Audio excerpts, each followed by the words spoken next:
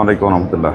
আজ 13ই ডিসেম্বর আমি ফজরের সলাত আদায় করেছি মসজিদে হারাম মক্কায়। 5টা 28 মিনিটে ফজরের সলাতের সময় হয়েছে, মানে আজানের সময় হয়েছে। এখানে 5টা 28 মিনিটই আজান দেওয়া হয়েছে।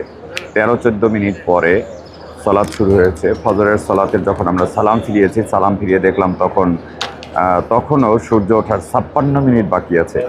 কিন্তু দুঃখজনক বিষয় হলেও সত্যি, বাংলাদেশে আমরা যে ফজরের সলাত আদায় করি, ফজরে যখন ওয়াক্ত হয়ে যায়, মানে আমাদের সেহরির সময় যখন শেষ হয়ে যায় বা ফজরের সলাতের ওয়াক্ত হয়, তারপরে অন্তত 15-20 মিনিট 25 মিনিট পরে এক এক মসজিদে এক এক সময় আজান দেয়।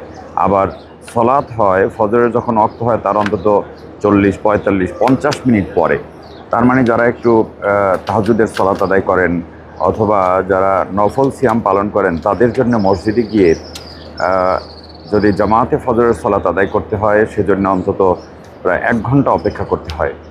কেন এই অবস্থাটা বাংলাদেশে আমরা বুঝতে পারি না। আউয়ালুক্তে সলাত আদায় করার জন্য তো আল্লাহ রসুল সাল্লাল্লাহু আলাইহি ওয়াসাল্লাম তাগিদ দিয়েছেন, আর ফজরের সলাতটা কেনই বা এত দেরিতে?